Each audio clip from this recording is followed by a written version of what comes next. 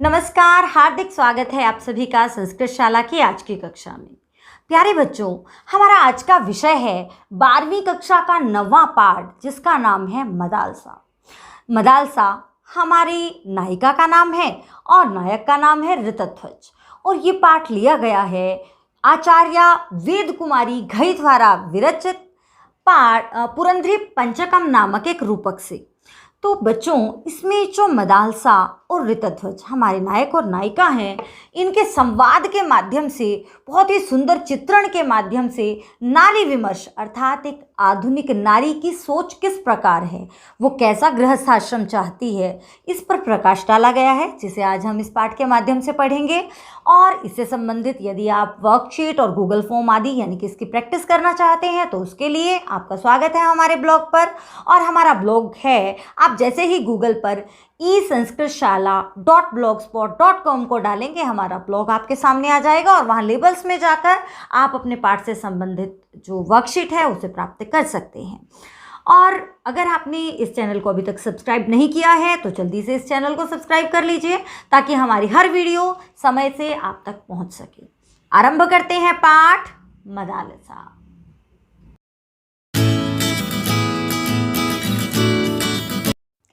नवमः पाठः मदालसा। 9वां पाठ कर रहे हैं हम, जिसका नाम क्या है? मदालसा।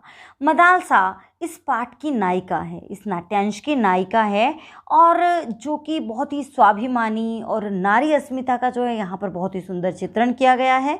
और जैसा कि हमने पहले भी चर्चा की कि ये जो नाट्यांश है यानी कि जो रूपक संग्रह से ये लिया गया है, जिसका नाम है पुरंदरी पंचकम, और आधुनिक नाट्य परंपरा में समसामयिक विषयों से संबंधित यहाँ पर रोचक शिक्षाप्रद रूपकों का संग्रह यहाँ पर है। और जो कि यहाँ पर जो हम कर रहे हैं वो है तृतीय रूपक मदालसा के कुछ अंशों का यहाँ पर संकलन किया गया है, और जिसमें राजकुमार ऋतध्वज तथा मदालसा के संवाद के माध्यम से राजकुमारी मदालसा के स्वाभिमान एवं नारी अस्मिता का एक नए परिप्रेक्ष्य में सुंदर चित्रण किया गया है। देखिए, ये यहाँ पर आपको जो दिखाई दे रहे हैं मदालसा और उसकी सखी कुंडला। चलिए बच्चों, ये पाठ देखिए जब हम करने जा रहे हैं तो क्योंकि यहाँ पर संवाद है, और संवाद तो बातचीत की बहुत ही बढ़िया एक शैली है, संवादों के माध्यम से ही हम अपनी बातचीत जो है वो करते हैं। तो बच्चों, यहाँ पर पहले हम इन संवादों का वाचन करेंगे, अर्थात संवादों को बोलेंगे, और उसके बाद देखेंगे इसकी हिंदी व्याख्या, तथा बाद में पूछेंगे आपसे कुछ प्रश्न, आपने पाठ को कितना समझा उसे जानने के लिए। तो चलिए आरंभ करते हैं। देखिए बच्चों, एक और बात, क्योंकि ये एक नाट्यांश है, क्योंकि एक रूपक का अंश है, तो यहाँ पर आपको अनुभव करना है इस चित्र को, जो चित्र हमें यहाँ पर दिखाई दे रहा है, क्योंकि ये वास्तव में तो रूपक जो है वो दिखाई देता है, नाटक आदि जो है वो हमें दिखाए जाते हैं, लेकिन यहाँ पर आपको संवादों के माध्यम से अपनी कल्पना शक्ति को परखना है कि आप कितना इसका जो है वो अनुभव कर पाते हैं। ततः प्रविशति प्रकृति सौंदर्यम अवलोकयन् महाराजस्य शत्रुजितः पुत्रः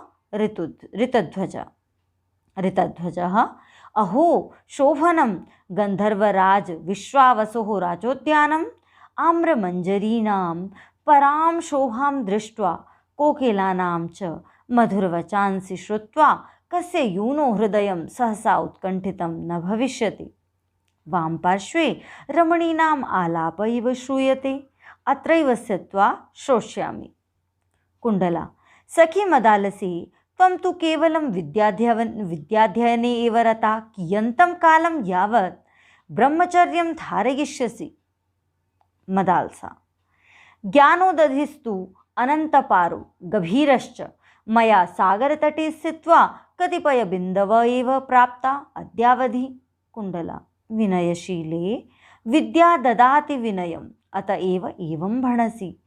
कुलगुरु तुम्बुरु महाभागैस्तु गंधर्वराजाय अन्यदेव सूचितं। मदालसा। किं श्रुतं त्वया यद् गुरुवर्यैः मामधिकृत्य पित्रे कथितं। कुंडला। अथ किं? राजकुमारी मदालसा सर्वविद्या निष्णाता जाता, परं तया स्वयंवरः न प्राप्तः, अतः तस्यै योग्यवरस्य अन्वेषणं कार्यम् इत्यासीत् गुरुपादानां मतम्। मदालसा हसित्वा न हि जानन्ति ते यदहं तु विवाहबन्धनं स्वीकर्तुं न इच्छामि। कुण्डला किं करिष्यसि तदा? मदालसा ब्रह्मवादिनी भविष्यामि। आचार्येति पदं प्राप्य शिष्येभ्यः जीवनकलां शिक्षयिष्यामि।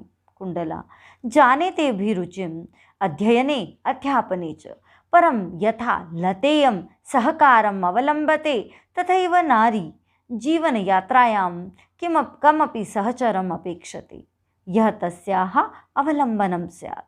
मदालसा नास्ति मत्कृते आवश्यकता अवलम्बनस्य। स्वयं समर्था जीवनपथे चलितुमहं न कस्यापि संकेतैः नर्तितुं पारयामि। कुण्डला नर्तिष्यसि तदा एकाकिनी एव? तो चलिए बच्चों, एक बार इसके हिंदी अर्थ को हम देख लेते हैं, व्याख्या देख लेते हैं इसकी। ततः प्रविशति, ततः यानी कि तब या उसके बाद। यहाँ देखिए नाटक है क्योंकि, तो यहाँ लिया गया है नाटक का दृश्य आपको दिखाया जा रहा है, मतलब महसूस करवाया जा रहा है। ततः प्रविशति तब प्रवेश करते हैं प्रकृति सौंदर्यम अवलोकयन। देखिए यहाँ पर दो शब्द हैं, प्रकृति सौंदर्यम अवलोकयन, यानी कि प्रकृति की सुंदरता को देखते हुए महाराज शत्रुजित के पुत्र ऋतध्वज। देखिए यहाँ पर जो सबसे पहले हमारे नायक हैं ऋतध्वज, वो प्रवेश करते हैं और कैसे तब प्रवेश करते हैं प्रकृति की सुंदरता को देखते हुए महाराज शत्रुजित के पुत्र ऋतध्वज। तो ऋतध्वज क्या कहते हैं? ऋतध्वज अहो शोभनम, वाह, हम कहते हैं ना शब्द वाह, तो अहो वाह, शोभनम बहुत बढ़िया बहुत सुंदर, गंधर्वराज विश्वावसु राजोद्यानम, गंधर्वराज विश्वावसु का राजकीय उद्यान, अर्थात गंधर्वराज विश्वावसु का राजकीय उद्यान तो बहुत सुंदर है।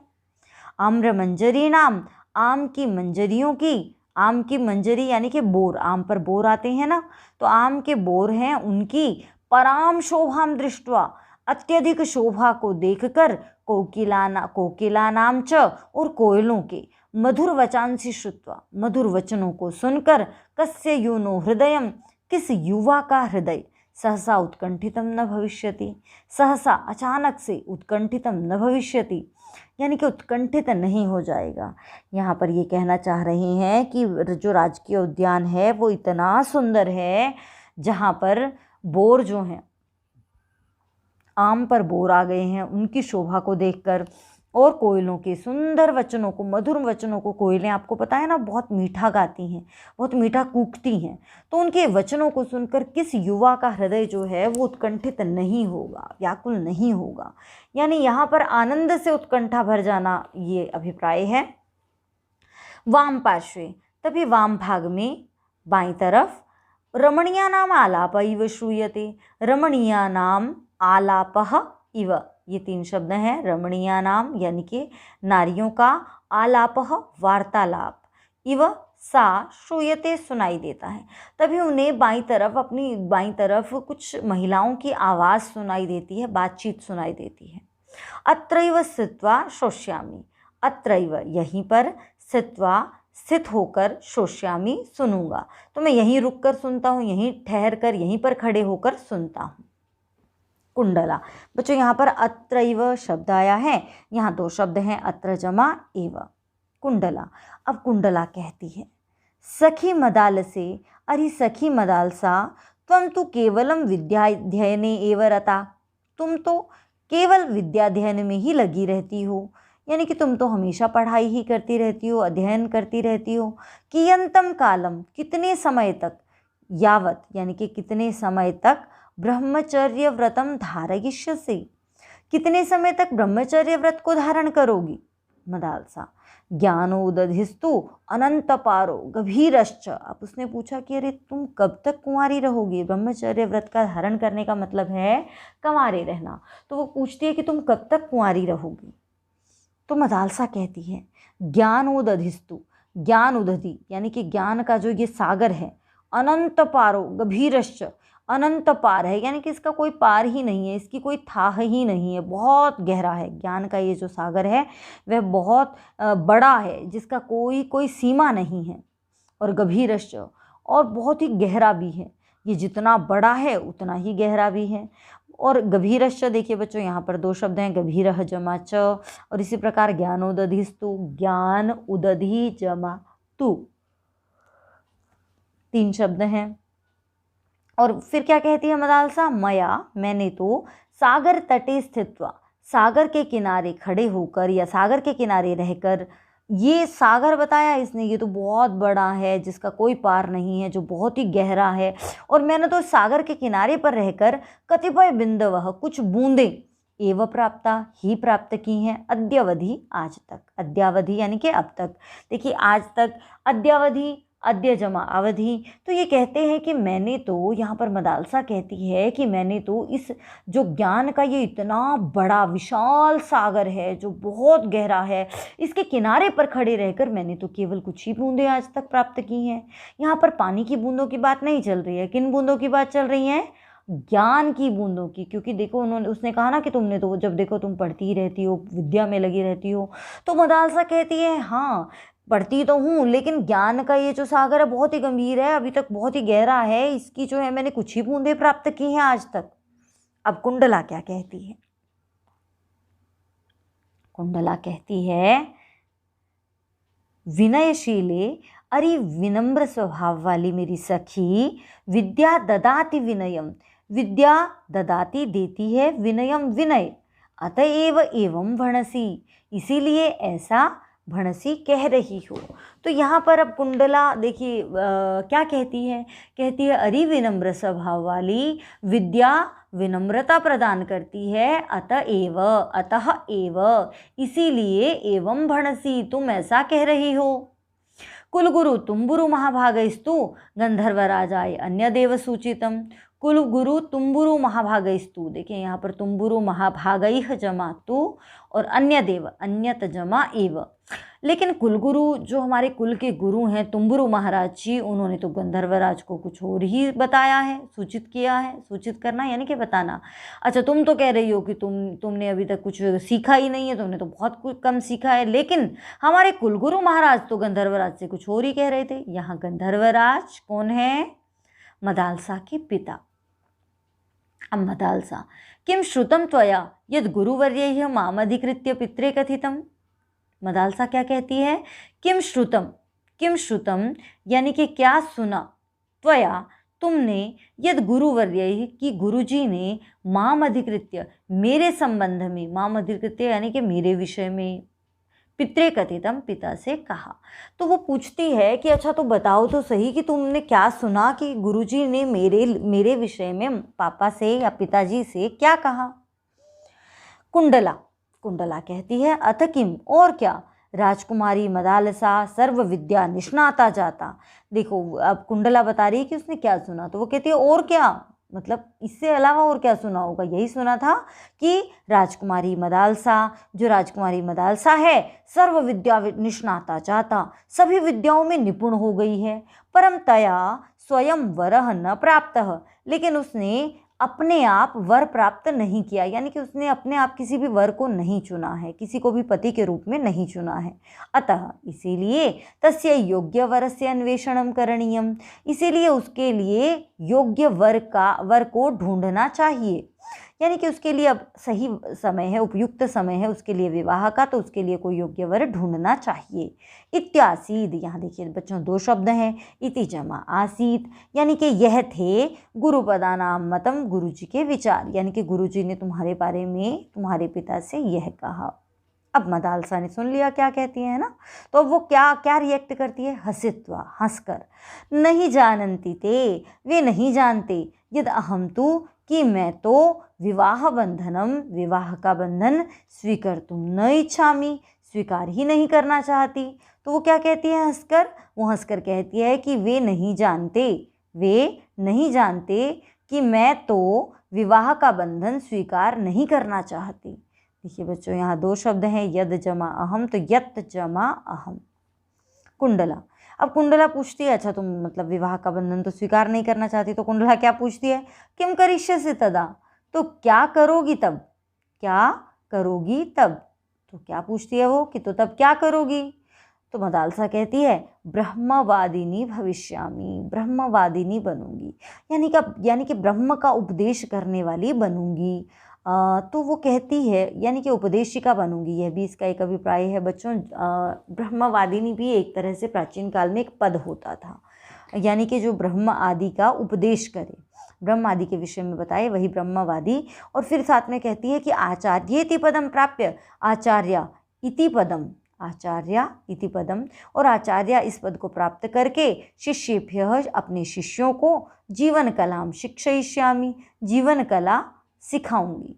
अब वो ये भी कहती है कि देखो, एक तो मैं ब्रह्मवादिनी बनूंगी यानी कि उपदेश दिया करूंगी, और दूसरा मैं आचार्य बनकर अपने शिष्यों को जीवन कला सिखाऊंगी, यानी कि जीना कैसे है वो सिखाऊंगी। कुंडला कहती है जाने मैं जानती हूँ, ते अभिरुचिम, देखिए दो शब्द हैं यहाँ पर, ते अभिरुचिम, मैं तुम्हारी अभिरुचि को, तुम्हारी रुचि किस में है मैं जानती हूँ। अध्ययने अध्यापने च, कि तुम अध्ययन और अध्यापन में जो तुम्हारी रुचि है उसके विषय में तो मैं बहुत अच्छे से जानती हूँ। परम तत् यथा, लेकिन जैसे, लतेयम, यहाँ पर दो शब्द हैं, लता जमा यम, यह लता सहकारम अवलंबते, आम को आश्रित है, आम पर आश्रित है, यानी कि जिस प्रकार ये लता जो है वो आम का सहारा लिए हुए है, तथैव उसी प्रकार नारी, नारी भी जीवन यात्रायाम, अपनी जीवन यात्रा में कमपि सहचरम अपेक्षते, किसी साथी की उसे आवश्यकता है। यह तस्याः अवलंबनम स्यात्, जो उसका सहारा बने। देखिए यहाँ पर जो कुंडला है वो उसके माध्यम से जो हमें मत बताया गया है वो एक जन सामान्य का मत बताया गया है कि नारी को एक सहारे की आवश्यकता है।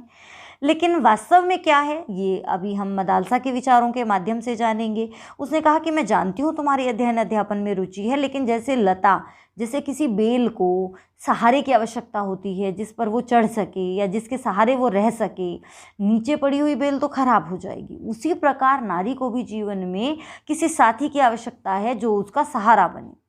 लेकिन मदालसा क्या कहती है, नास्ति मत्कृते आवश्यकता अवलंबनस्य, नहीं है मुझे आवश्यकता अवलंबन की, यानी कि मुझे सहारे की कोई आवश्यकता नहीं है। स्वयं समर्था, मैं स्वयं समर्थ हूँ, जीवन पथे चलितुम, इस जीवन के मार्ग पर चलने में। अहम न कस्यापि संकेतैः नर्तितुम पारयामि, मैं किसी के भी इशारों पर नाचने में समर्थ नहीं हूँ। तो देखिए बच्चों, यहाँ पर एक मत बताया जो जन सामान्य का, सामान्य लोगों का मत रहता है कि लड़की जो है वो अकेले जीवन नहीं चला सकती, ये मत यहाँ पर मुखरित होता है। अब मदालसा की बातों से ये भी मत मुखरित होता है कि उसे सहारे की आवश्यकता नहीं है, जीवन का रास्ता तो वो अकेले भी पार कर सकती है, इशारों पर वो किसी के नहीं नाचेगी। लेकिन ये दोनों ही जो हैं वो रूढ़ मत हैं, एक ये जो जनसामान्य लड़कियों के बारे में सोचता है, और एक ये जो बहुत जो महिलाएं या जो नारी आजकल ये मान बैठी हैं कि उन्हें परिवार की आवश्यकता ही नहीं है। वास्तव में न तो ये मत सही है न ये मत सही है, इनका समन्वय हम आगे देखेंगे। अब कुंडला कहती है नर्तिष्यसि तदा एकाकिनी एव, तो नाचोगी तुम अकेली ही, तब अकेली ही नाचोगी, नर्तिष्यसि नाचोगी, तदा तब एकाकिनी एव, अकेली ही। अच्छा, तब तो अकेली ही नाचोगी, क्योंकि उसने तो मना कर दिया कि मैं किसी के इशारों पर तो नहीं नाचूंगी। तो उसने कहा अच्छा, तो तुम फिर अकेली ही नाचोगी। अब यहाँ पर देखिए शब्द दो आए हैं बेटा, कस्य जमा अपि, और ऐसे ही यहाँ पर भी तथा जमा एव। आगे देख लेते हैं। अब इसे एक बार हम इसका वाचन कर लेते हैं, आनंद ले लेते हैं हम संवादों का। मदालसा विहस्य, यदि त्वं शीघ्रमेव पतिगृहं गमिष्यसि तदा एकाकिनी भविष्यामि, परमेकः उपायः अपि चिन्तितः मया। कुंडला, कः उपायः? मदालसा, संगीतसाहित्यमाध्यमेन ब्रह्मविद्यां सरसां विधाय बहुभ्यः शिशुभ्यः शिक्षणं प्रदास्यामि। कुंडला, गृहस्थाश्रम प्रविश्य स्वशिशूनां चरित्रनिर्माणं मातुराधीनं, तत्र का विचारणा? मदालसा, यथाहं पश्यामि पुरुषः भार्यायां स्वाधिपत्यं स्थापयति, द्रौपदीं स्वीयां सम्पत्तिं मन्यमानः युधिष्ठिरः तां द्यूते हारितवान्, यथा सा निर्जीवं वस्तु आसीत्। कुंडला, निर्जीवं तु नासीत्, परं युधिष्ठिरस्य एषा एव चिन्तनसरणिः आसीत् इति प्रतीयते। मदालसा, हरिश्चन्द्रः स्वपत्नीं शैव्यां पुत्रं रोहितं च जनसंकुले आपणे विक्रीतवान्, नास्ति मे मनोरथः ईदृशं पत्नीपदम् अङ्गीकर्तुम्।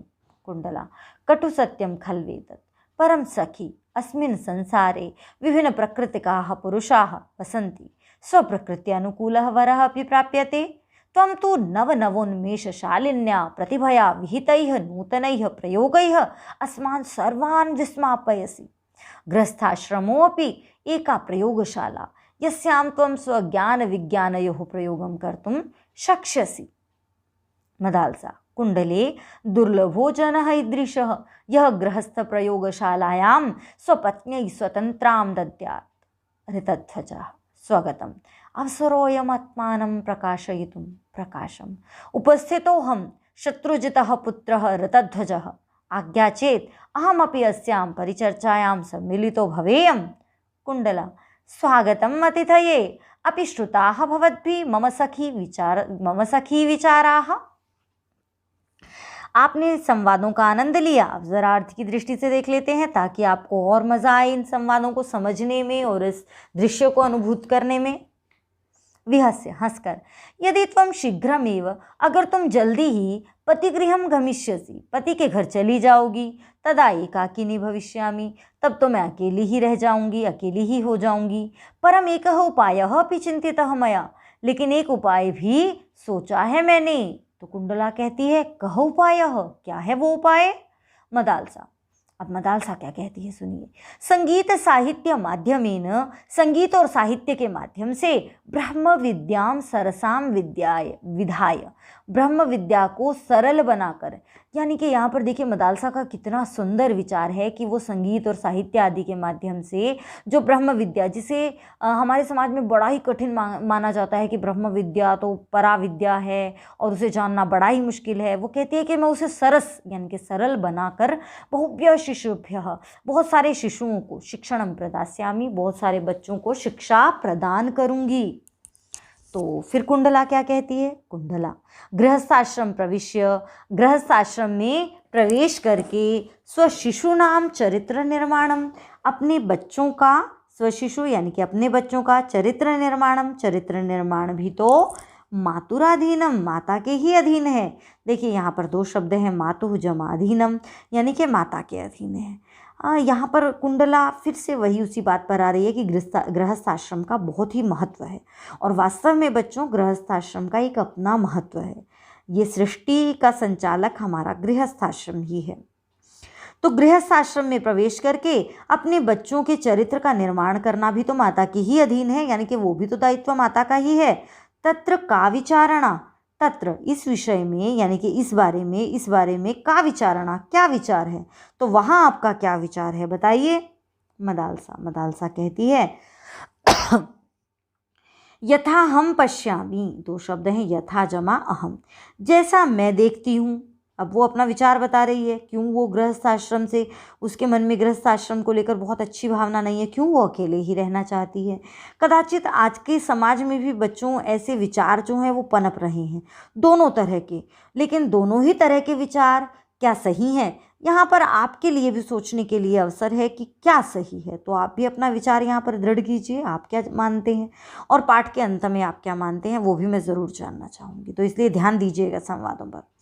यथा अहम पश्यामि जैसा मैं देखती हूँ पुरुषः भार्यायां पुरुष पत्नी में स्वाधिपत्यम स्थापयति अपना अधिकार स्थापित कर लेता है यानी कि पुरुष जो है वो पत्नी में अपना अधिकार मानता है। द्रौपदीं स्वीयां संपत्ति मन्यमानः द्रौपदी को अपनी संपत्ति मानते हुए युधिष्ठिर ने ताम द्यूते हारितवान उसे जुए में हार गया। तो यहाँ पर कहती है कि मदालसा कहती है कि युधिष्ठिर ने द्रौपदी को अपनी संपत्ति मानते हुए उसे जुए में हार गया था। युधिष्ठिर द्रौपदी को जुए में हार गया था। यथा सा निर्जीवम वस्तु आसीत जैसे वह निर्जीव वस्तु थी। तो वो कहती क्यों उसके मन में ये खटास है वो कुछ चीज़ें जो हैं वो उसे कहीं ना कहीं पीड़ित करती हैं। तो जैसे आपके मन में भी बहुत सारी चीज़ों को लेकर कभी आता होगा कि माता सीता जब वन में आपको पता है आप बहुत अच्छे से जानते हैं बेटा राम और सीता के प्रसंग को कि सीता मैया को धोबी के कहने पर वनवास दे दिया गया था या वन में उन्हें छोड़ाया गया था। उन्होंने दोनों बच्चों की परवरिश अकेले ही जंगल में की, जिसमें उनका कोई भी दोष नहीं था, तब भी उन्होंने इस सज़ा को पाया और सच कहें तो खुशी से पाया। मतलब उसके लिए उन्होंने कभी कंप्लेन नहीं की, कभी शिकायत नहीं की। लेकिन हमारे मन में ये प्रश्न अवश्य आता है कि क्यों माता सीता को ये भुगतना पड़ा, क्यों राम जी ने ऐसा किया। तो कहीं ना कहीं मदालसा भी ऐसे ही विचारों से भरी हुई है। उसे क्रोध आता है, जो हमारी पौराणिक कथाओं में यदि महिला को कहीं बिना किसी कारण के कष्ट उठाना पड़ा है तो यही वही इशारा करती है। कुंडला, अब कुंडला कहती है निर्जीवम तो नासीत्, निर्जीव तो नहीं थी, परम लेकिन युधिष्ठिरस्य एषा एव चिंतन सरणिः आसीत् इति प्रतीयते। लेकिन युधिष्ठिर की ऐसी ही विचारधारा, चिंतन सरणी यानी कि विचारधारा, आसीत थी इति प्रतीयते, ऐसा ही लगता है। अब देखिए उस विषय में कुंडला कुछ नहीं कहती कि युधिष्ठिर ने ठीक किया, हाँ युधिष्ठिर ने गलत ही किया था। तो वो कहती है हाँ निर्जीव नहीं थी, लेकिन युधिष्ठिर की ऐसी ही विचारधारा थी कि उसने उसे अपनी संपत्ति माना और जुए पर लगा दिया, ऐसा ही प्रतीत होता है। मदालसा, हरिश्चंद्र स्वपत्नीं शैव्यां पुत्रं रोहितं च जनसंकुले आपणे विक्रीतवान्। तो क्या कहती है वो, हरिश्चंद्र ने भी, राजा हरिश्चंद्र, सत्यवादी राजा हरिश्चंद्र बहुत बड़ा नाम है हमारे साहित्य में। राजा हरिश्चंद्र ने भी तो स्वपत्नीं शैव्याम, अपनी पत्नी शैव्या को, और पुत्रम रोहितम च, और अपने पुत्र रोहित को, जनसंकुले, भीड़ के सामने यानी कि लोगों की भीड़ में, आपने, बाजार में, विक्रीतवान, बेच दिया था। बच्चों, राजा हरिश्चंद्र प्रसिद्ध हैं कि उन्होंने अपने वचन को निभाने के लिए, अपने वचन की पूर्ति के लिए अपनी पत्नी को यानी कि उसे एक ऋषि को जिन्होंने उसका पूरा राज्य मांग लिया था, उसे पूरा धन चुका दिया था। धन के रूप में उसने अपना पूरा राज्य दे दिया था। लेकिन फिर भी जब धन पूरा नहीं हुआ, यानी कि जो रकम उन्होंने जो मांगी थी, जो धन उन्होंने मांगा था वो पूरा नहीं हुआ, तो उन्होंने अपनी पत्नी और पुत्र को भी भीड़ में बेच दिया था। अब यहाँ पर मदालसा दुखी है कि हरिश्चंद्र ने ऐसा क्यों किया। वो अपने आप को बेच सकता था, लेकिन उसे अपनी पत्नी और पुत्र को बेचने का अधिकार नहीं था। ये कहीं ना कहीं वो कहना चाहती है। नास्ति में मनोरथः, नास्ति नहीं है, न अस्ति नहीं है, मे मनोरथः मेरा मन, मेरी इच्छा, ईदृशम पत्नी पदम, ऐसा पत्नी पद अंगीकर्तुम, स्वीकार करने का, यानी कि मेरा ऐसा पत्नी पद स्वीकार करने का कोई भी मन नहीं है। मेरी कोई इच्छा नहीं है कि मैं ऐसे पत्नी पद को प्राप्त करूं, स्वीकार करूं। कुंडला, कटु सत्यम खलवेतत्। अब कुंडला भी हामी भरती है, क्योंकि ये भी बात बिल्कुल ठीक है। हरिश्चंद्र ने अपनी पत्नी और पुत्र को क्यों बेचा, क्या उसे उन्हें बेचने का अधिकार था। तो कुंडला कहती है कटु सत्यम खलवेतत्, बहुत कड़वा सच है ये। परम सखी, लेकिन सहेली, लेकिन मेरी प्यारी सहेली, अस्मिन् संसारे, इस संसार में, विभिन्न प्रकृतिकाः, बहुत से स्वभावों वाले, अलग अलग स्वभाव वाले, पुरुषाः वसन्ति, पुरुष रहते हैं, स्वप्रकृत्यनुकूलः वरः अपि प्राप्यते, और अपनी प्रकृति के अनुकूल वर भी तो प्राप्त होता है। यानी कि ऐसा थोड़ा ही है कि तुम्हें भी ऐसे ही लोग मिलेंगे, तुम्हें तुम्हारे स्वभाव के अनुसार वर यानी कि पति प्राप्त हो सकता है। त्वं तु नवोन्मेषशालिन्या, तुम तो नई नई प्रतिभा से, उन्मेषशालिनी यानी कि नई नई चमक से युक्त, यानी कि जिसमें कुछ विशेष रहता है, कुछ विशेष बात होती है, ऐसी प्रतिभा से युक्त, विहितैः से किए गए, नूतनैः प्रयोगैः, नए नए प्रयोगों से, अस्मान् सर्वान् विस्मापयसि, हम सबको आश्चर्यचकित करती रहती हो। तो वो कहती है कि तुम तो नित नए प्रयोग करती रहती हो, और अपनी प्रतिभा के कारण जो नित नए प्रयोग करती हो उनसे हमें आश्चर्यचकित करती रहती हो। और गृहस्थाश्रम भी एका प्रयोगशाला, एक प्रयोगशाला है, एक लैब है। यस्याम त्वम, जिसमें तुम स्वज्ञान विज्ञानयोः प्रयोगम कर्तुं शक्ष्यसि, जिसमें तुम अपने ज्ञान और विज्ञान का प्रयोग कर सकती हो। तो वो कहती है कि तुम ऐसा क्यों सोच रही हो, इस संसार में तो सब तरह के पुरुष रहते हैं, तुम्हें ज़रूरी थोड़ा ही है कि ऐसा पति मिलेगा। वो यही कहना चाहती है कि तुम अपने स्वभाव के अनुकूल पति प्राप्त कर लोगी, और गृहस्थ धर्म की ये जो प्रयोगशाला है इसमें अपने ज्ञान विज्ञान का भरपूर प्रयोग कर सकोगी। मदालसा, अब मदालसा क्या कहती है, कुंडले दुर्लभो जनः ईदृशः। अब वो कहती है कि अरे कुंडला, दुर्लभ हो, मतलब बहुत ही मुश्किल है। जनः ईदृशः, ऐसा व्यक्ति, यानी कि ऐसे व्यक्ति को प्राप्त करना तो बड़ा ही मुश्किल है। यह गृहस्थ प्रयोगशालायाम, जो उस घर की प्रयोगशाला में, यानी कि गृहस्थ धर्म रूपी प्रयोगशाला में स्वपत्न्यै स्वतंत्रतां दद्यात्, अपनी पत्नी को स्वतंत्रता दे। तो वो कहती है अरे कुंडला, ऐसा तो बड़ा मुश्किल है कि कोई व्यक्ति ऐसा मिले जो घर की जो प्रयोगशाला है उसमें अपनी पत्नी को स्वतंत्रता दे। ऋतध्वजः, अब ऋतध्वज क्या सोचता है, क्या कहता है? पहले स्वगतम, अपने मन में सोचता है। अवसरोयम आत्मानं प्रकाशयितुम, यह अवसर है अपने आप को प्रकाशित करने का, अपने आप को प्रकट करने का। वो अपने मन में ही सोच रहा है। स्वगतम यानी कि अपने मन में। बेटा, आप जब नाटक देखते हैं तो आपने महसूस किया होगा कि जो डायलॉग्स जो हीरो और हीरोइन है वो अपने मन में बोल रहे हैं वो आपको सुनाई दे रहे हैं, तो वही स्वगतम है। और प्रकाशम, जब वो सबके सामने बोल रहे हैं, यानी कि जब वो बोलता है और जब वो सोचता है, तो ये सोचता है कि यह अवसरो अयम आत्मानं प्रकाशयितुम, यह सही अवसर है। अयम, यह आत्मानं, अपने आप को प्रकाशयितुम, प्रकाशित करने का, सबके सामने लाने का। और फिर उपस्थितो हम, मैं उपस्थित हूँ, उपस्थितः जमा अहम। शत्रुजितः पुत्रः, शत्रुजित का पुत्र ऋतध्वजः, ऋतध्वज। देखिए शत्रुजितः बेटा यहाँ षष्ठी विभक्ति ही है, शत्रुजितः यहाँ पर षष्ठी विभक्ति में बन रहा है, जैसे भवान का बनता है भवतः षष्ठी में। तो मैं उपस्थित हूँ, शत्रुजित का पुत्र ऋतध्वज। आज्ञा चेत, यदि आज्ञा हो, अहमपि अस्याम परिचर्यायाम, मैं भी इस परिचर्चा में, परिचर्चायाम यानी कि इस परिचर्चा में, इस वार्तालाप में, इस गोष्ठी में सम्मिलितो भवेयम, सम्मिलित हो जाऊं। यदि आपकी आज्ञा हो तो मैं भी इस चर्चा में शामिल होना चाहता हूँ, ये वो कहता है। कुंडला, देखिए बच्चों यहाँ पर जो है शब्द आया है उपस्थितः जमा अहम, दो शब्द हैं। सम्मिलितो भवेयम, ओ होता है शब्द के अंत में, तो उसकी विसर्गें हो जाती हैं, तो बन जाएगा सम्मिलितः जमा भवेयम। कुंडला, कुंडला स्वागतम अतिथये, तो वो कहती है स्वागतम, स्वागत है, अतिथये, अतिथि के लिए, यानी कि अतिथि आपका स्वागत है। अपि श्रुताः भवद्भिः मम सखी विचाराः, अपि श्रुताः, ये देखिए ये प्रश्न करने की एक शैली है। यहाँ पर किम श्रुताः नहीं पूछा है, अपि श्रुताः। जब अपि भी वाक्य के आरंभ में लगता है तो वो भी प्रश्नवाचक हो जाता है। अपि श्रुताः, क्या आपने सुने? भवद्भिः, आपने, मम सखी विचाराः, मेरी सहेली के विचार, क्या आपने मेरी सहेली के विचार सुने? तो ये वो पूछती है अतिथि से। तो चलिए बच्चों, हम अगला जो है उसका जो वाचन कर लेते हैं। ऋतध्वजः आम अतएव प्रष्टुमुत्सहे किं गंधर्वराज विश्वावसु महाभागाः अपि स्वपत्नीं युधिष्ठिर इव हारितवन्तः, हरिश्चन्द्र इव विक्रीतवन्तः। कुंडला, मदालसे तूष्णीं किमर्थं तिष्ठसि, देहि प्रत्युत्तरम्। ऋतध्वजः एकस्य अपराधेन सर्वा जातिः दण्ड्या इति विचित्रो न्यायः तव सख्याः। मदालसा, अत्र भवन्तः नारी स्वाधीनताम् अधिकृत्य किं कथयन्ति?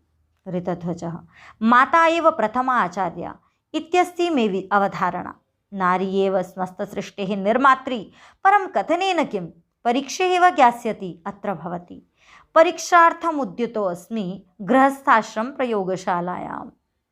मदालसा स्वीकृतः प्रस्तावः। कुंडला, दिष्टया वर्धितां युवां मित्रवर गंधर्वकन्या मदालसा गांधर्व विवाह विधिना वृणोति अत्र भवन्तम्, आकारये अहं कुलगुरुं तुम्बुरुम् अस्सौ अग्निं साक्षीकृत्य आशीर्वचांसि वक्ष्यति। ऋतध्वजः प्रथमं तु सखीवचनं श्रोष्यावः, तदनु स्वयमेव कुलगुरुं पितरौ च सभाजयितुं गमिष्यावः। कुंडला, परस्पर प्रीतिमतोः भवतोः उपदेशस्य नास्ति कोऽपि अवकाशः, तदापि सखी स्नेहः मां भाषयति, भर्त्रा सदैव भार्या भर्तव्या रक्षितव्या च, यतो हि धर्मार्थकाम संसिद्धये यथा भार्या भर्तुः सहायिनी भवति, तथा न अन्यो न कोऽपि अन्यः परस्परम् अनुवृतौ पतिपत्न्यौ त्रिवर्गं साधयतः।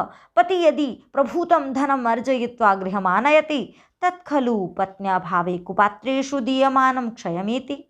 ऋतध्वजः लक्ष्म्याः रक्षार्थं पत्न्याः सहयोगः अनिवार्यः। मदालसा कुंडले लक्ष्मीपूजायां न मे प्रवृत्तिः, यदि लक्ष्मीः पूज्या प्रिया च अतिथिवर्यस्य तदा इदानीमेव मे नमस्कारः। ऋतध्वजः स्वाभिमानिनी प्रिये समक्षं ते कथं कापि सपत्नी स्थातुं शक्नोति। लक्ष्मीस्तु तव दासी भविष्यति नैव सपत्नी मदगार्हस्थ्यं तु त्वदधीनं भविष्यति। आत्मानं भावि संततिं च ज्ञानविज्ञानानुसन्धात्र्या हस्ते समर्पयितुमिहे। आगम्यतां गुरुभ्यः पितृभ्यां च समाचारं श्रावयावः। तो यहाँ बच्चों ये होता है पाठ पूरा। अब इसके हिंदी अर्थ को देख लेते हैं। तो ऋतध्वज क्या कहता है? ऋतध्वजः आम, हाँ, अतएव प्रष्टुमुत्सहे, इसीलिए पूछना चाह रहा हूँ। देखिए अब वो कुंडला कहती है कि आपने सुने मेरी सहेली के विचार की, मेरी सहेली क्या कह रही है। तो अब ऋतध्वज अपने आप को, जो कि छिपकर इन बातों को सुन रहा था, छिपकर कहें या ये कह लें कि जो कि वहीं पर खड़ा हुआ इन बातों को सुन रहा था, जिस पर कुंडला और उसकी सखी मदालसा का ध्यान नहीं गया था, तो वो सामने आकर कहता है कि क्या मैं भी इस गोष्ठी में हिस्सा ले सकता हूँ, मैं भी कुछ कह सकता हूँ। तो ऋतध्वज कहता है, क्या कहता है? अतएव, इसीलिए, प्रष्टुमुत्सही, पूछने का उत्साह कर रहा हूँ, यानी कि पूछना चाहता हूँ। किम, क्या? गंधर्वराज विश्वावसु महाभागा, गंधर्वराज विश्वावसु महोदय। अब देखिए गंधर्वराज विश्वावसु कौन है? वो मदालसा के पिता हैं। गंधर्वराज विश्वावसु महाभाग भी स्वपत्नी युधिष्ठिर इव हारितवन्तः। क्या उन्होंने भी अपनी पत्नी को युधिष्ठिर की तरह हार गए? वो भी, क्या वो भी युधिष्ठिर की तरह जुए में अपनी पत्नी को हार गए? हरिश्चंद्र इव, या हरिश्चंद्र की तरह विकृतवंत, या उन्होंने अपनी पत्नी को बेच दिया। देखिए अब वो ऋतध्वज जो हैं वो अब एक अलग विचारधारा सामने रख रही हैं। अभी तक दो सहेलियों की बात हो रही थी, तो कहीं ना कहीं एक पक्षीय हो रहा था, जबकि कुंडला ने अपना पक्ष मत रखने की जो है वो पूरा प्रयास किया, लेकिन कहीं ना कहीं कुंडला जो है उसके तर्कों के आगे हार गई। अब ऋतध्वज जो है वो तर्क सहित उसके सामने बात रखता हुआ कहता है, तो मुझे बड़ी उत्सुकता है, मैं ये जानना चाहता हूँ कि क्या जो आपके पिताजी महाराज यानी कि गंधर्वराज विश्वावसु हैं, उन्होंने भी अपनी पत्नी को युधिष्ठिर की तरह जुए में हार दिया था, या फिर उन्होंने हरिश्चंद्र की तरह उसे बेच दिया था? तो कुंडला जो उसकी सहेली है मदालसा की, वो कहते हैं, मदालसे तूष्णीम किमर्थम तिष्ठसि। अरे मदालसा, चुप क्यों रहती हो, यानी कि अब तुम चुप क्यों हो? देहि प्रत्युत्तरम, उत्तर दो। देहि मतलब दो, प्रत्युत्तरम उत्तर, यानी कि उत्तर दो। ऋतध्वज, अब ऋतध्वज कहता है, एकस्य अपराधेन, एक के अपराध से सर्वा जाति ही दंड्या, क्या पूरी जाति दंडनीय है? इति विचित्रो न्यायः, ये तो बड़ा ही विचित्र, बड़ा ही अजीब न्याय है। तब सख्या, तुम्हारी सखी का, मतलब किसी एक के अपराध से, यदि हरिश्चंद्र से कोई अपराध हुआ पत्नी के विषय में, या युधिष्ठिर से पत्नी के विषय में कोई अपराध हुआ, तो क्या पूरी जाति दंडनीय है? क्या पूरी पुरुष जाति ही खराब हो गई? इति विचित्रो न्यायः, ये तो बड़ा ही विचित्र न्याय है। तव सख्या, तुम्हारी सहेली का। मदालसा फिर कहती है, क्या कहती है? अत्र भवन्तः। देखिए बच्चों यहाँ पर शब्द आया है अत्र भवन्तः, जिसका मतलब होता है, अत्र जब भी भवान और भवती शब्द के आगे लग जाता है तो उसका सम्मान सूचक शब्द अर्थ हो जाता है। तो यानी कि सम्माननीय का नारी स्वाधीनता अधिकृत्य, सम्माननीय यानी कि आप आदरणीय, नारी स्वाधीनता अधिकृत्य, नारी स्वाधीनता के विषय में किम कथयन्ति, क्या कहते हैं। अब उसने और कुछ नहीं कहा, उसके बारे में नहीं कहा कि नहीं मेरे पिता ने ऐसा नहीं किया, क्या आप मेरे पिता के विषय में ऐसा क्यों बोल रहे हो। वो सीधे सीधे उसके विचार जानना चाहती है कि नारी स्वाधीनता के बारे में, नारी की स्वतंत्रता के बारे में आप क्या कहते हैं। ऋतध्वज कहते हैं, माता एव प्रथमा आचार्या, माता ही सबसे पहली गुरु है। इत्यस्ति मे अवधारणा, इति अस्ति, यह है, मे अवधारणा, मेरी अवधारणा। मेरी अवधारणा तो यह है कि माता ही जो है वो पहली गुरु है। नारी एव, नारी ही समस्त सृष्टि है निर्मात्री, संपूर्ण सृष्टि की रचना करने वाली है। परम कथने न किम, लेकिन कहने से क्या। परीक्षा एवं ज्ञास्यति अत्र भवति, परीक्षा करके ही जानेंगी आप, आदरणीय। तो वो कहता है कि यहाँ पर मेरे कहने से क्या लाभ, आप परीक्षा कर लीजिए। परीक्षार्थम उद्यतो अस्मि, परीक्षार्थम जमा उद्यतः जमा अस्मि। तो वो कहता है मैं परीक्षा के लिए उद्यत हूँ, यानी कि मैं परीक्षा के लिए तैयार हूँ। और कौन सी? गृहस्थाश्रम प्रयोगशालायाम, गृहस्थाश्रम की प्रयोगशाला में। देखिए यहाँ पर कितनी बढ़िया तरीके से, कितनी क्या कहें, कितने डिसेंट तरीके से, कितने अच्छे तरीके से जो ऋतध्वज है वो मदालसा को प्रस्ताव देता है विवाह का। वो कहता है कि मैं परीक्षा के लिए उद्यत हूँ, मैं परीक्षा के लिए तैयार हूँ गृहस्थाश्रम की प्रयोगशाला में। अब गृहस्थाश्रम की प्रयोगशाला में प्रवेश का मतलब तो सीधे सीधे ऋतध्वज जो है वो चाहता है कि मदालसा से विवाह हो जाए। और मदालसा तुरंत कहती है, क्या कहती है? स्वीकृतः प्रस्तावः, स्वीकार है प्रस्ताव। अब देखिए, जिस मदालसा को जो मदालसा पति के लिए थोड़े अलग विचार रख रही थी, उसकी ये भ्रांतियाँ दूर हो गई हैं।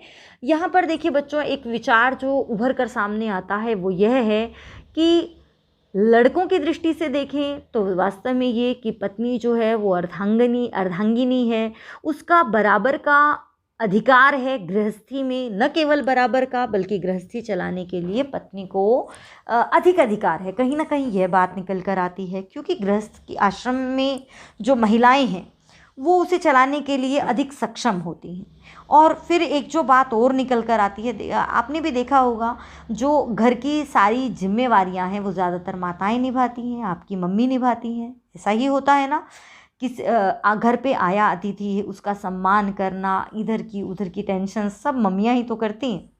और जो दूसरी बात, एक और जो बात निकल कर सामने आई है, ऐसा नहीं है कि गृहस्थाश्रम खराब है। गृहस्थाश्रम वास्तव में बहुत अच्छा है यदि पति पत्नी जो है उनकी आपस में अच्छी बने। तो यहाँ पर मदालसा की जो भ्रांति है वो दूर हो जाती है कि सभी पुरुष एक जैसे नहीं होते। सच है, सभी पुरुष एक जैसे नहीं होते। कुंडला, अब कुंडला कहती है, दिष्टया भाग्य से वर्धेथाम युवाम, आप दोनों बढ़ें, यानी कि ईश्वर करे कि आप दोनों खूब वृद्धि को प्राप्त करें। मित्रवर, अरे मित्र, गंधर्व कन्या मदालसा, गंधर्व कन्या गंधर्वराज की पुत्री मदालसा गांधर्व विवाह विधिना वृणोति अत्र भवंतम, गांधर्व विवाह की विधि से वृणोति वर्ती है आपको। देखिए, यहाँ जो हमें संकेत मिल रहा है वो गांधर्व विवाह यानी कि प्रेम विवाह का संकेत मिल रहा है कि मदालसा, या उस समय में ये एक परंपरा रही है, गंधर्वों में मुख्यतया से शायद ये परंपरा रही है, या गंधर्वों में भी क्या कहें बच्चों, आपको सीता का स्वयंवर, द्रौपदी का स्वयंवर, ये तो कहानी आपको याद ही होगी, जहाँ महिलाएं स्वतंत्र थी अपने लिए वर खुद चुनने के लिए। तो मदालसा जो है वो गंधर्व विवाह विधि से आपको चुनती है, ये कहती है कुंडला। आकार ये, मैं बुलाती हूँ, अहम मैं, कुलगुरुम तंबुरुम तुम्बुरुम, मैं कुलगुरु तंबुरु को बुला कर लाती हूँ। असौ अग्निम साक्षीकृत्य, वह अग्नि को साक्षी करके आशीर्वचनसी वक्ष्यति, आशीर्वचन बोलेंगे। यानी कि देखिए, आप लोगों ने मन से एक दूसरे को पति पत्नी स्वीकार कर लिया है, यानी कि जो मेरी सखी है, देखिए सखी की वो दिल की बात कितना जानती है। उसे स्वीकृता प्रस्ताव कहा, कहते ही वो कहती है कि एक किस्म से इन्होंने अपने आप तुम्हें पति के रूप में चुन लिया है, मैं कुलगुरु को बुलाती हूँ, और यह वे जो हैं हमारे कुलगुरु जो हैं वो अग्नि को साक्षी करके आशीर्वाद देंगे, आशीर्वचन कहेंगे। तो यहाँ पर ये कहती है कि अब विवाह की जो विधि है वो कर दी जाएगी। तो ऋतध्वज क्या कहते हैं, प्रथमम सखी वचनम श्रोष्यावः, उसने कहा आशीर्वचन कहेंगे। तो ऋतध्वज कहता है सबसे पहले तो हम सखी के वचन ही सुनेंगे, यानी कि मैं और मदालसा हम तुम्हारे वचन सुनना चाहते हैं, सखी के वचन सुनना चाहते हैं। तद अनु, और इसके बाद स्वयमेव, अपने आप ही, यानी कि हम दोनों खुद ही, कुलगुरुम पितरौ च, कुलगुरु और पिता को सभाजेतुम, सम्मिलित करने के लिए गमिष्यावः, जाएंगे, यानी कि उन्हें इस खुशी के माहौल में सम्मिलित करने के लिए जाएंगे, या उन्हें इस खुशी में पात्र बनाने के लिए, इस खुशी में शामिल करने के लिए जाएंगे। कुंडला, अब कुंडला क्या कहती है, कुंडला कहती है परस्परम प्रीतिमतो, परस्पर प्रीति रखने वाले, यानी कि परस्पर स्नेह रखने वाले, भवतो उपदेशस्य, आप दोनों को उपदेश की, नास्ति कोऽपि अवकाशः, नहीं है कोई भी आवश्यकता, तदापि, फिर भी, सखी स्नेह माम भाषयति, फिर भी सखी के प्रति जो मेरा स्नेह है वह मुझे मुखरित कर रहा है, यानी कि मुझे बोलने के लिए प्रेरित कर रहा है। भर्त्रा सदैव, पति को हमेशा ही, भार्या पत्नी, भर्तव्या यानी कि उसका भरण पोषण करना चाहिए, रक्षितव्या च, और उसकी रक्षा भी करनी चाहिए। ये तो ही, क्योंकि धर्मार्थ काम संसिद्धये, धर्म अर्थ और काम की संसिद्धि के लिए भार्या भर्तुः सहायिनी भवति, पत्नी ही पति की सहायक होती है। अब ये धर्म अर्थ काम क्या है और इनकी सिद्धि क्या? धर्म यानी कि धार्मिक कार्य, और अर्थ यानी कि धन आदि से संबंधित जो भी विषय हैं, और काम यानी कि इच्छाएं। धर्म अर्थ काम, इन तीनों विषयों की सिद्धि के लिए भार्या जो है, पत्नी जो है, वह पति की सहायक होती है। तथा न कोऽपि अन्य, वैसा कोई भी दूसरा नहीं होता। न कोऽपि अन्य, कोई दूसरा नहीं होता। यहाँ पर भी देखिए दो शब्द हैं, न कोऽपि। परस्परम अनुव्रतौ, परस्पर एक दूसरे के सहायक होते हुए, एक दूसरे के में अनुरक्त होते हुए। पति पत्न्यौ, पति और पत्नी, यानी कि एक दूसरे का साथ देते हुए पति पत्नी जो है वो त्रिवर्गम साधयतः, तीनों वर्ग को साध लेते हैं। यानी कि धर्म अर्थ काम मोक्ष, धर्म अर्थ काम, इन तीनों को साधित कर लेते हैं, इन तीनों को पूरा कर लेते हैं। पति ही यदि प्रभुतम धनम अर्जयित्वा गृहम् आनयति, पति यदि बहुत सारा धन इकट्ठा करके कमाकर गृहम् आनयति, घर लाता है, तत्खलु पत्न्या अभावे, वह निश्चित रूप से पत्नी के अभाव में कुपात्रेषु दीयमानम क्षयमेति, कुपात्र में दिया जाता हुआ क्षय को प्राप्त करता है। पति जितना भी धन इकट्ठा कर लाए, जितना भी धन कमा कर लाए, लेकिन पत्नी के अभाव में वह बुरे लोगों में पहुंचकर खराब ही होता है, क्षय को ही प्राप्त करता है। ऋतध्वज, तो ऋतध्वज कहता है लक्ष्म्याः रक्षार्थम, लक्ष्मी की रक्षा के लिए पत्न्याः सहयोगः अनिवार्यः, पत्नी का सहयोग अनिवार्य है। मदालसा कुंडले, अब मदालसा कहती है अरे कुंडला, लक्ष्मी पूजायाम न मे प्रवृत्ति ही, लक्ष्मी पूजा में मेरी कोई प्रवृत्ति नहीं है, मेरी कोई रुचि नहीं है। यदि लक्ष्मी ही पूज्या प्रिया च, यदि लक्ष्मी इनकी पूजनीय है और प्रिय है, अतिथिवर्यस्य, यानी कि अतिथि की, यदि अतिथि को लक्ष्मी ही पूजनीय है और प्रिय है, तदा इदानीमेव मे नमस्कारः, तब तो मेरा अभी नमस्कार, यानी कि मेरी राम राम है। हम कहते हैं ना बस बस फिर तो मेरी राम राम है, तो तदा इदानीमेव मे नमस्कारः। ऋतध्वज, तो ऋतध्वज क्या कहता है स्वाभिमानिनी प्रिय, अरे स्वाभिमानी प्रिया, समक्षम ते कथम, समक्षम ते, तुम्हारे सामने, कथम कैसे, कापि सपत्नी, कोई भी दूसरी पत्नी, स्थातुं शक्नोति, टिक सकती है, यानी कि तुम्हारी तो कोई भी सोत हो ही नहीं सकती। सपत्नी यहाँ पर सोत। लक्ष्मीस्तु, लक्ष्मी तो, लक्ष्मी ही जमा तू, विसर्ग हो जाएंगी स की। लक्ष्मीस्तु, लक्ष्मी तो तव दासी भविष्यति, तुम्हारी दासी होगी। नैव सपत्नी, वह तुम्हारी सपत्नी यानी कि तुम्हारी सोत नहीं होगी। नैव न जमा एव। मद गार्हस्थ्यम तू त्वदधीनम, मेरी गृहस्थी तो त्वदधीनम, तुम्हारे अधीन है। त्वत जमा अधीनम, भविष्यति होगी। आत्मानं भावी संततिम च, मैं खुद को और भावी संततिम और अपने होने वाली संतान को ज्ञान विज्ञान अनुसंधात्र्या, ज्ञान और विज्ञान का अनुसंधान करने वाली, अर्थात ज्ञान और विज्ञान की हमेशा खोज में लगी रहने वाली, हस्ते, तुम्हारे हाथ में समर्पयितुमिह, सौंपना चाहता हूँ। देखिए फिर से उसने कितनी सुंदर तरीके से उसे विवाह के लिए प्रस्ताव दिया है। कहता है कि मैं खुद को और अपने आने वाली संतान को ज्ञान विज्ञान पर हमेशा अनुसंधान करने वाली, खोज करने वाली तुम्हारे हाथों में सौंपना चाहता हूँ। आगम्यताम, आओ, गुरुभ्यः पितृभ्याम च, गुरुओं को और माता पिता को, समाचारम श्रावयावः, यह समाचार सुनाते हैं। तो यहाँ हमारा ये पाठ खत्म होता है, जिसमें हमने नारी विमर्श, नारी किस प्रकार, एक स्वाभिमानी नारी जो है वो विवाह से क्यों भय खा रही थी और उसका कैसे भय दूर हुआ। कई हमारी भी यहाँ भ्रांतियाँ दूर हुई कि समाज में ये सभी पुरुष एक जैसे नहीं होते। तो चलिए बच्चों, अब हम इसमें से कुछ प्रश्न आपसे पूछ लेते हैं। तो प्रश्न पूछ लेते हैं आपसे। पहला प्रश्न है, कासाम आलाप इव श्रूयते, मुझे लगता है आपको मिल गया होगा। कासाम आलाप इव श्रूयते, किनका आलाप, किनकी बातचीत से सुनाई दे रही है। तो कासाम जैसा प्रश्न वैसा उत्तर, रमणीयानाम, ये हो जाएगा आपका उत्तर। अगला प्रश्न है, मया इति सर्वनाम पदम कस्यै प्रयुक्तम, मया इति सर्वनाम पदम कस्यै प्रयुक्तम, अर्थात यहाँ पर मया शब्द किसके लिए प्रयोग हुआ है। तो मया की हिंदी पर चले जाइए। मैंने सागर तट पर स्थित होकर कुछ बूंद प्राप्त की हैं। तो यहाँ मैंने कौन है, मदालसा, तो इसका उत्तर हो जाएगा मदालसायै। अगला प्रश्न है,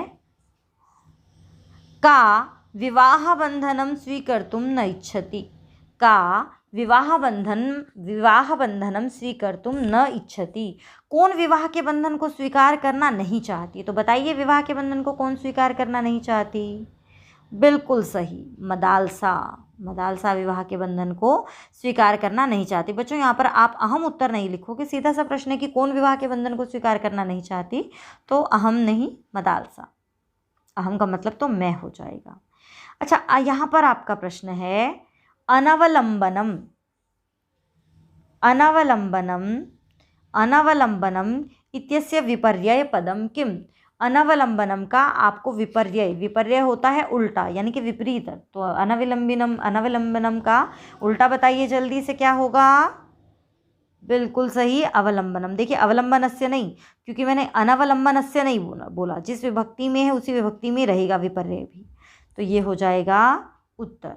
अगला प्रश्न पूछ लेते हैं। केषां चरित्र निर्माणम मातुराधीनम। केषां चरित्र निर्माणम मातुराधीनम, किनका चरित्र निर्माण माता के अधीन है। तो किनका चरित्र निर्माण माता के अधीन है, आप वीडियो को पॉज करके उत्तर दे सकते हैं। स्वशिशुनाम, ये हो जाएगा हमारा उत्तर। अगला प्रश्न, कह कह स्वपत्नीं पुत्रं च विक्रीतवान। कह स्वपत्नीं पुत्रं च विक्रीतवान, किसने अपने पुत्र और पत्नी को बेच दिया था। तो बताइए जल्दी से, किसने अपने पुत्र और पत्नी दोनों को बेच दिया था। तो हो जाएगा उत्तर हरिश्चंद्र। अगला प्रश्न आपके लिए, अगला प्रश्न है यहाँ से, सर्वा जाति अनयोः पदयोः विशेषण पदम किम। सर्वा जाति अनयोः पदयोः विशेषण पदम किम, यानी कि इन दोनों में से विशेषण शब्द कौन सा है। तो विशेषण यानी कि जो विशेषता बताए, तो जाति तो किसी की विशेषता नहीं बता रही है, सारी, तो ये हो जाएगा हमारा विशेषण। अगला प्रश्न है आपके लिए यहाँ से, इस पहरे में से बताइए बच्चों, यहाँ पर आपका प्रश्न है परस्परम अनुव्रतौ पति पत्न्यौ किम साधयत। परस्परम अनुव्रतौ पति पत्न्यौ किम साधयत, यानी कि आपस में एक दूसरे का साथ निभाते हुए पति पत्नी क्या साध लेते हैं। तो ये हो जाएगा उत्तर त्रिवर्गम। यहाँ बेटा आपका ये जो पाठ है ये समाप्त होता है। ये शब्दार्थ हैं जिनका आप स्क्रीनशॉट ले सकते हो। आप इनका स्क्रीनशॉट लेके इनसे अर्थों को और अच्छे से समझ सकते हो। यहाँ पर व्याकरण के अंश भी दिए गए हैं।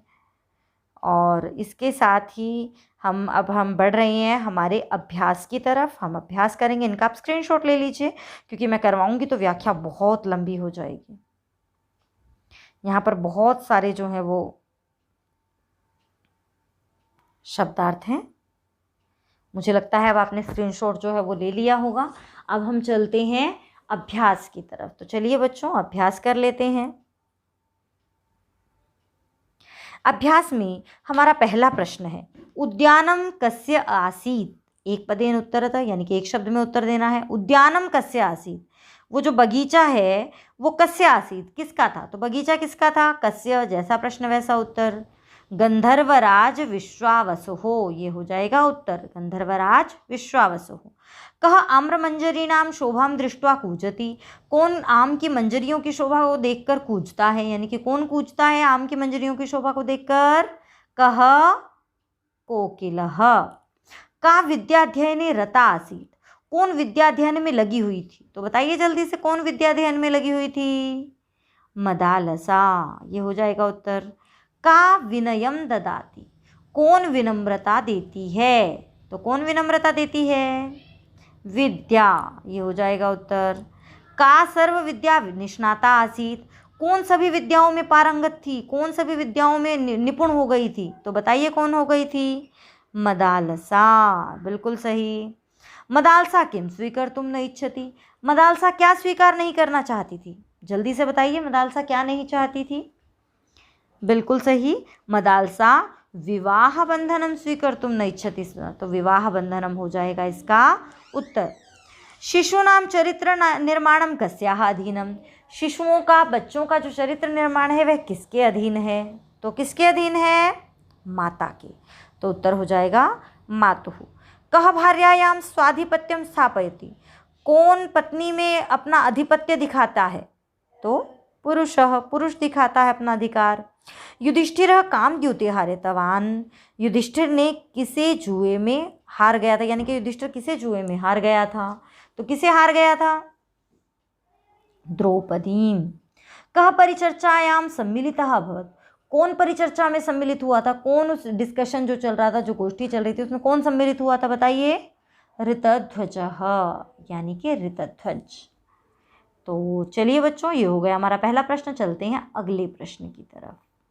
अगला प्रश्न है हमारा पूर्ण वाक्येन उत्तरतः, यानी कि पूरे वाक्य में आपको उत्तर देना है। तो यहाँ पर आपका पहला प्रश्न है, कुलगुरु तुम्बुरुः मदालसायाः विषये किं कथितवान्? कुलगुरु तुम्बुरु ने मदालसा के विषय में क्या कहा था? तो कुलगुरुः तुम्बुरुः मदालसा विषये कथितवान् यत् सा सर्वविद्या निष्णाता जाता परं तया स्वयंवरः न प्राप्तः। वह सभी विद्याओं में निपुण हो गई है, लेकिन उसने अभी तक कोई वर प्राप्त नहीं किया है, उसे कोई वर नहीं मिला है सुयोग्य। मदालसा विवाह बंधनम तिरस्कृत्य किम कर्तुम इच्छति? मदालसा विवाह बंधन का तिरस्कार करके क्या कहना चाहती है, क्या करना चाहती है? तो मदालसा विवाह बंधनम तिरस्कृत्य ब्रह्मवादिनी भूत्वा आचार्येति पदम प्राप्य शिष्येभ्यः जीवन कलाम शिक्षयितुम इच्छति। बहुत बड़ा उत्तर है इसका, आप इतना भी कर सकते हैं कि मदालसा विवाह बंधनम तिरस्कृत्य ब्रह्मवादिनी भवितुम इच्छति, वो ब्रह्मवादिनी बनना चाहती है, ब्रह्मवादिनी भवितुम इच्छति। ये हो जाएगा आपके प्रश्न का उत्तर। ऋतध्वजः स्वपरिचयं कथम ददाति? ऋतध्वज अपना परिचय किस प्रकार देता है? तो क्या कहता है? ऋतध्वजः वदति, क्या वदति? किम किम किम वदति, क्या कहता है? यत् अहम महाराजस्य शत्रुजितः पुत्रः ऋतध्वजः। अगले प्रश्न की ओर चल पड़ते हैं। ऋतध्वजस्य नारीं प्रति का धारणा आसीत्? ऋतध्वज की नारी के प्रति क्या धारणा थी, क्या विचारधारा थी ऋतध्वज की? तो बताइए। ऋतध्वजस्य मतानुसारं नारी एव समस्त सृष्टेः निर्मात्री, सा प्रथमा आचार्य। तो ये हो जाएगा हमारा उत्तर, यानी कि नारी ही इस सृष्टि के निर्माता है और वह ही पहली गुरु है। अगला प्रश्न, कस्याः रक्षार्थं पत्न्याः सहयोगः अनिवार्यः? किसकी रक्षा के लिए पत्नी का सहयोग अनिवार्य है? तो बताइए किसकी रक्षा के लिए पत्नी का सहयोग अनिवार्य है? तो लक्ष्म्याः रक्षार्थम, ये पूरी लाइन यूं की यूं रह जाएगी, लक्ष्म्याः रक्षार्थम पत्न्याः सहयोगः अनिवार्यः अस्ति। ऋतध्वजः लक्ष्म्याः वर्णनं कथं करोति? ऋतध्वज जो है वह लक्ष्मी का वर्णन किस प्रकार करते हैं? ऋतध्वजः लक्ष्म्याः वर्णनं दासी रूपेण करोति, वो दासी के रूप में लक्ष्मी का वर्णन करते हैं। अगले प्रश्न की तरफ चलते हैं और हमारा अगला प्रश्न है बच्चों प्रश्न निर्माण। देखिए बच्चों, प्रश्न निर्माण है तो इसे एक बार हम जल्दी से, जिस विभक्ति में शब्द है उसी विभक्ति में जो है हमारा प्रश्न रहेगा, तो इसे हम जल्दी से कर लेते हैं। यूनोः हृदयम् उद्यानस्य शोभां दृष्ट्वा उत्कंठितं भवति। युवक का हृदय जो है उद्यान की शोभा को देखकर उत्कंठित होता है, तो किसका? तो प्रश्न बनेगा कस्य। मदालसा ज्ञानस्य कतिपय बिंदून एव प्राप्तवती। मदालसा ने ज्ञान की कुछ बूंदें ही प्राप्त की, तो ज्ञानस्य। प्रश्न क्या बनेगा? कस्य। कुलगुरु तुम्बुरु महाभागैः गंधर्वराजाय सूचितम। तो गंधर्वराजाय चतुर्थी में प्रश्न है, चतुर्थी में ही इसका प्रश्न बनेगा यदि शब्द चतुर्थी में है तो बनेगा कस्मै। मदालसा शिष्यान जीवन कलाम पाठयितुम इच्छति। मदालसा अपने शिष्यों को जीवन कला पढ़ाना चाहती है, तो शिष्यान। प्रश्न बनेगा कान। मदालसा जीवने संकेतैः नर्तितुम न इच्छति स्म। मदालसा अपने जीवन में इशारों पर नाचना नहीं चाहती थी, तो संकेतैः। प्रश्न बनेगा कैः। पुरुषः भार्यायां स्वाधिपत्यं स्थापयति। पुरुष पत्नी में अपना अधिकार स्थापित करता है, तो भार्यायाम, तो बनेगा कस्याम। युधिष्ठिरः द्रौपदीं द्यूते हारितवान्। युधिष्ठिर द्रौपदी को द्यूत में जुए में हार गए थे, तो द्रौपदीं काम। हरिश्चंद्रः पुत्रं जनसंकुले आपणे विक्रीतवान्। तो पुत्रम, हरिश्चंद्र ने अपने पुत्र को बाजार में बेच दिया था, भीड़ से भरे बाजार में बेच दिया था, तो पुत्रम का प्रश्न बनेगा कम। अस्मिन् संसारे विभिन्न प्रकृतिकाः पुरुषाः वसन्ति। इस संसार में अनेक स्वभाव वाले पुरुष रहते हैं, पुरुषाः। क्या बनेगा प्रश्न? के। लक्ष्म्याः रक्षार्थं पत्न्याः सहयोगः अनिवार्यः। लक्ष्मी के रक्षा के लिए पत्नी का सहयोग अनिवार्य है। तो लक्ष्म्याः, तो यहाँ क्या बनेगा प्रश्न? कस्याः। तो यहाँ हो जाएगा हमारा तीसरा प्रश्न पूरा। चलते हैं अगले प्रश्न की तरफ, और यह है विशेष्य विशेषण, यानी कि विशेष्य को विशेषण से मिलाना है। शीघ्रता करते हुए हम मिलाते जाते हैं। गभीरः, गभीर क्या है? धन है। ऋतध्वज आपण ज्ञानोदधि, ज्ञानोदधि गभीरः ज्ञानोदधि। और सर्व विद्या निष्णाता, सभी विद्याओं में निपुण कौन है? यह आ जाएगा मदालसा। विभिन्न प्रकृति का, अनेक स्वभावों वाले कौन? पुरुषाः, ये आ जाएगा। निर्जीवम, निर्जीव क्या? निर्जीव के लिए क्या आएगा? वस्तु। जनसंकुले, भीड़ से भरे बाजार में, आपणे। शत्रुजितः कौन था? ऋतध्वजः। यहाँ पर शत्रुजितः पुत्र है, वैसे पुत्र रह गया, कोई बात नहीं। शत्रुजितः पुत्रः ऋतध्वजः। अनुव्रतौ, अनुव्रतौ कौन? पति पत्नियों, विभक्ति भी बिल्कुल सेम रहेगी। प्रभूतम, बहुत सारा, क्या? ये बच भी यही गया है, धनम। तो ये हो जाएगा हमारा चतुर्थ प्रश्न। चलते हैं अगले प्रश्न की तरफ। हमारा अगला प्रश्न है, यहाँ पर आपको कुछ शब्द दिए गए हैं जिनका आपको प्रकृति प्रत्यय विभाग करना है। तो चलिए बच्चों हम कर लेते हैं, देखते हैं क्या क्या प्रत्यय है। दृष्ट्वा, दृश्य धातु त्वा प्रत्यय, जहाँ पर भी आपको ट्वा त्वा दिखाई दे तो मतलब त्वा प्रत्यय। क मुंह में ही रह जाता है, क आधा क, जिसे आप कत्वा बोलते हो कई बार, त्वा। दृश्य धातु त्वा प्रत्यय। श्रुत्वा, श्रु धातु त्वा प्रत्यय। स्थित्वा, स्था धातु, यहाँ स्थित धातु नहीं है, स्था धातु, स्था धातु त्वा प्रत्यय। अधिकृत्य, अधि उपसर्ग, क्री धातु और ल्यप प्रत्यय। जब आपको लास्ट में य दिखाई दे तो ल्यप प्रत्यय है। अधि जमा क्री जमा ल्यप। स्वीकर्तुम, यहाँ पर भी देखिए स्वी, ये च्वी प्रत्यय लगकर बना है, इसे हम अलग नहीं करेंगे, एक ही तरफ रहने देते हैं। स्वी जमा क्री जमा तुमुन, तुम आया है तो तुमुन प्रत्यय है। विधा, नर्तितुम, नृत जमा तुमुन प्रत्यय। विधाय, वी जमा धा जमा ल्यप। मन्यमानः, यहाँ पर देखिए मन धातु है, आनह मानह आए तो शानच प्रत्यय, तो मन धातु शानच प्रत्यय। और उसके बाद है कर्तुम, कर्तुम में क्री धातु तुमुन प्रत्यय। और रक्षितव्या, रक्ष धातु तव्यत प्रत्यय। तो ये बन जाएंगे हमारे प्रत्यय। अब चलते हैं हम अगले प्रश्न की तरफ। देखिए बच्चों, यहाँ हमारा जो अगला प्रश्न है, कौन किसे कहता है, तो यहाँ पर देख लेते हैं जल्दी से। त्वम तो केवलम विद्याध्ययने एव रता, तुम तो केवल पढ़ने में लगी रहती हो, अध्ययन में लगी रहती हो। तो ये मदालसा कुंडला को कहती है या कुंडला मदालसा को कहती है? ये तो थोड़ा गलत लग रहा है, ऐसा लग रहा है गलत हो गया है। तो ये तो कुंडला कहती है मदालसा की से, तो ये कुंडला यहाँ आएगा और मदालसा यहाँ आएगा। तो ये आपके पाठ में सही नहीं है, इसे सही करके लिख लीजिएगा। आचार्य पदम प्राप्य शिष्यान जीवन कलाम शिक्षयामी, आचार्य बनकर मैं बच्चों को सही शिक्षा दूंगी। तो ये कहा था मदालसा ने अपनी सहेली कुंडला से, तो मदालसा कुंडलाम। नारी जीवन यात्रायाम की कमपि सहचरम अपेक्षते, नारी को जीवन यात्रा के लिए किसी साथी की ज़रूरत है। ये किसने कहा था? ये तो कहा था कुंडला ने अपनी सहेली मदालसा से, तो कुंडला मदालसाम। अहम न कस्यापि संकेतैः नर्तितुं पारयामि, मैं किसी के इशारों पर नहीं नाचने में समर्थ हूँ, यानी कि मैं किसी के इशारों पर नहीं नाच सकती। तो ये तो कहा था मदालसा ने और अपनी सहेली कुंडला को। किम गंधर्वराज विश्वावसु महाभागा अपि स्वपत्नीं युधिष्ठिरैव हरितवन्तः हरिश्चंद्रैव विक्रीतवन्तः।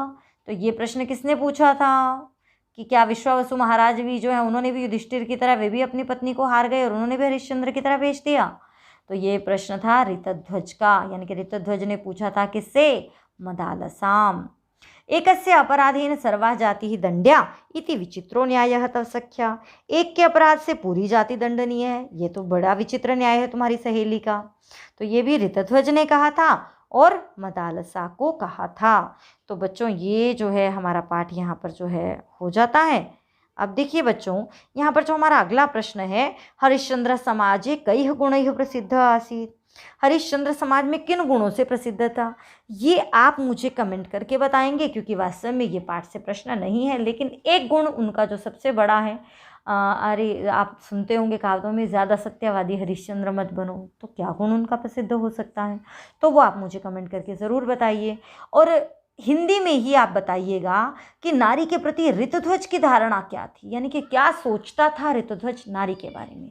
तो ये दो प्रश्न जो हैं, यहाँ आज आपकी बुद्धि का परिचय मांगते हैं और इस पाठ के आधार पर आपका क्या मत बना है। ठीक है, तो बच्चों यहाँ हमारा पाठ पूरा होता है, और यदि आप ऐसे ही अन्य विषयों की वीडियो चाहते हैं देखना, तो आप इस चैनल को सब्सक्राइब कर सकते हैं। तो मिलते हैं अगली नई वीडियो के साथ, तब तक के लिए स्वस्थ रहिए, मस्त रहिए, व्यस्त रहिए।